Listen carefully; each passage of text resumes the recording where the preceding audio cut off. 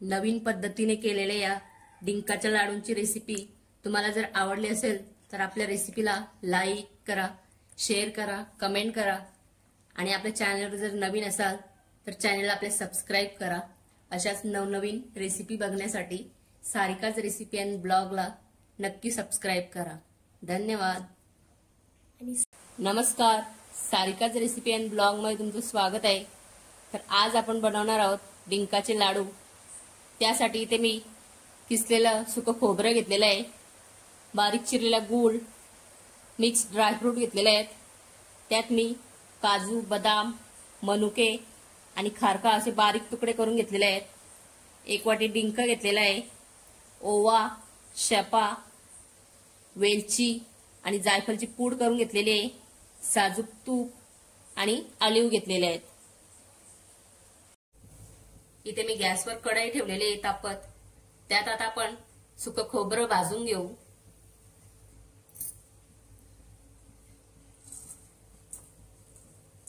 खोबरं घालून घेते मी। खोबरं आपल्याला जास्त भाजून नाही घ्यायचं, फक्त कच्चा वास जाईपर्यंत खोबरं भाजून घ्यायचं आहे।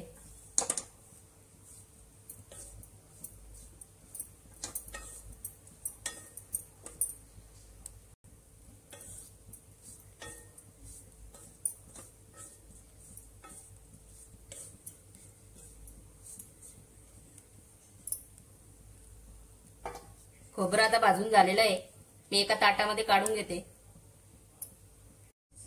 आपलं खोबरं काढून झालेलं आहे। आता त्याच कढईत मी ऑलिव्ह भाजून घेणार आहे।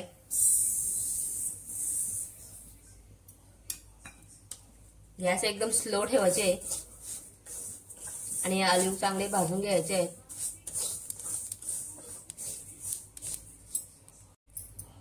हे ऑलिव्ह तुम्ही एक मोठा चमचा जर घेतला तर त्यामधून तुम्हाला 12 mg एवढं आयरन या ऑलिव्हामधून आपल्याला मिळते।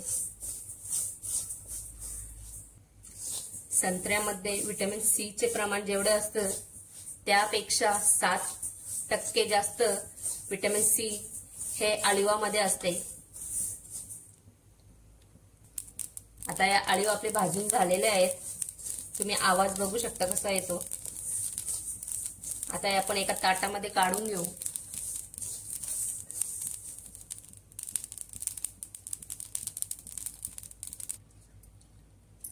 आता या कढईमध्ये मी तूप घेते, 2 चम्मच।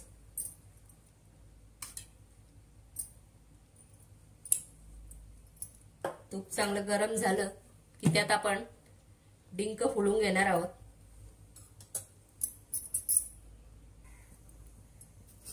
आता मी डिंक टाकून घेते, एकदम थोडं थोडं टाकून घ्यायचे।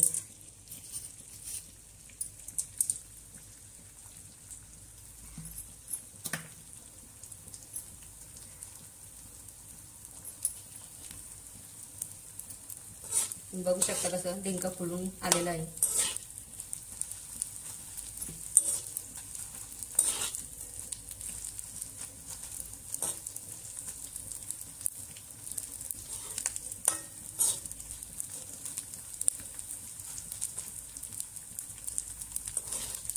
आता हे आपण एका ताटामध्ये काढून घेऊ।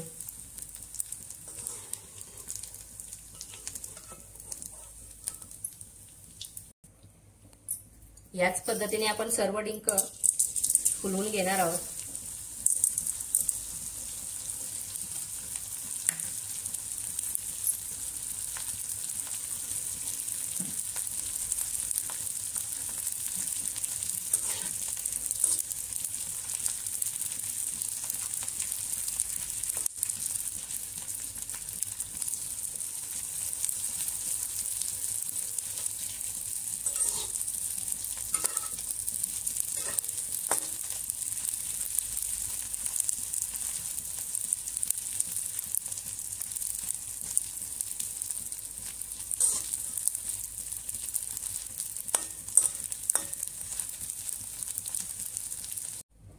आता या उरलेल्या तुपामध्ये आपण ड्रायफ्रूट भाजून घेणार आहोत।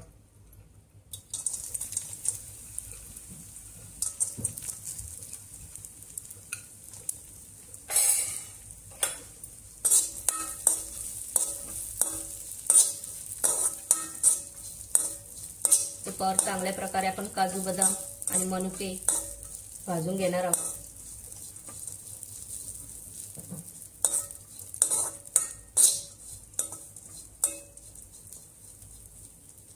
आता एका ताटामध्ये मी काढून घेते. आता याच कढईत मी ओवा आणि शेपा भाजून घेते. हे सुकच भाजून घेणार आहे.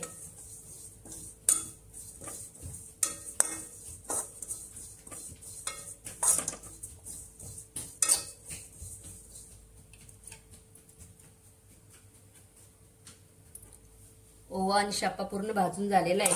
मी आता एका वाटीमध्ये काढून घेते.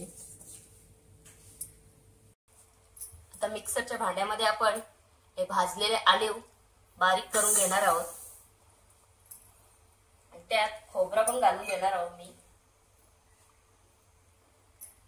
हे दोन्ही एकदम बारीक करून घेणार आहोत आपण.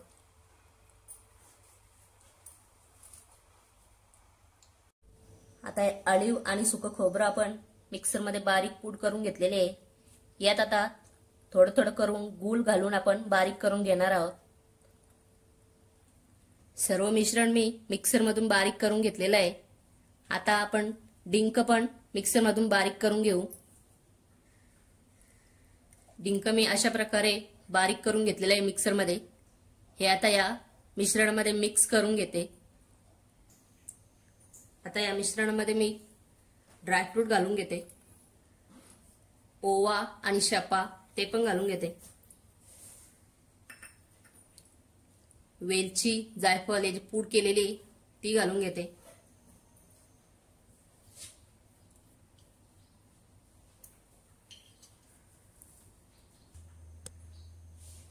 थोडंसं सुक्क खोबरं मी बाजूला काढून ठेवलेलं आहे ते पण घालून घेते.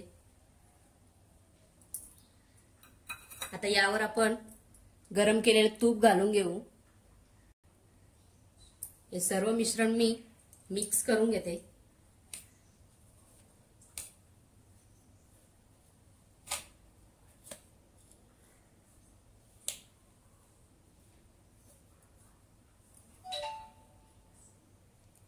सर्व मिश्रण एकजीव करून झालेलं आहे.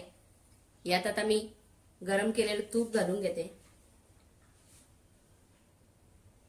त्याच्यामुळे लाडू गोलायला एकदम सोपे जातात.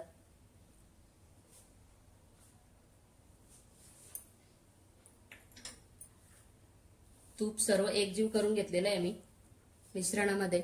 आता याचे आपण लाडू वळून घेणार आहोत.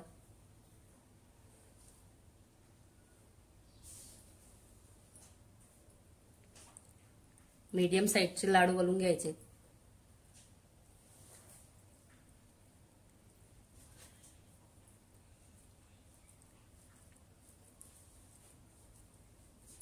असे लाडू वळून घेणार आहोत आपण सर्व.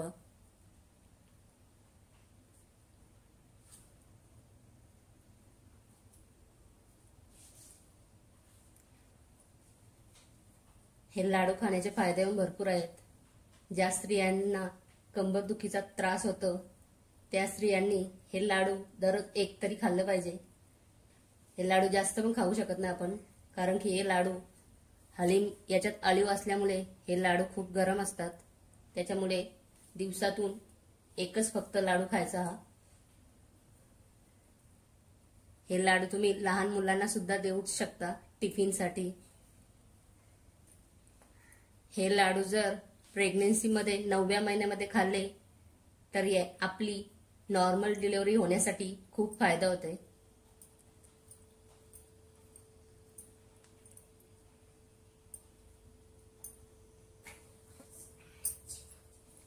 हे लाडू खाल्ल्यामुळे बीपी, शुगर आणि कोलेस्ट्रॉल लेवल कमी होण्यास खूप मदत होते. त्याच्यामुळे हे लाडू आपल्या आहारामध्ये असलेच पाहिजे.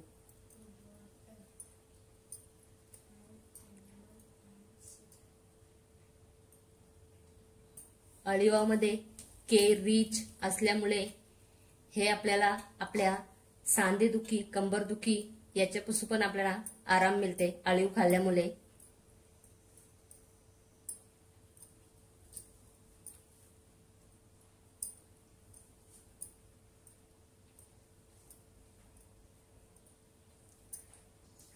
इतक्या साहित्यामध्ये आपले 15 ते 20 लाडू तयार झालेले आहेत इथे तुम्ही बघू शकता। यातलाच एक लाडू तुम्हाला मी फोडून दाखवणार आहे। तुम्ही बघू शकता एकदम मऊ लुसलुशीत असे हे लाडू तयार झालेले आहेत आपले।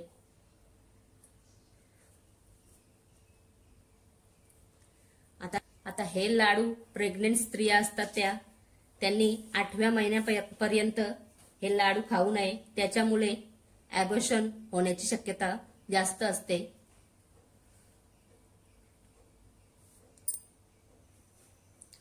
ज्यांना थायरॉइडचा प्रॉब्लेम आहे त्यांनी सुद्धा हे लाडू खाऊ नये, त्याच्यामुळे त्यांची समस्या वाढू शकते।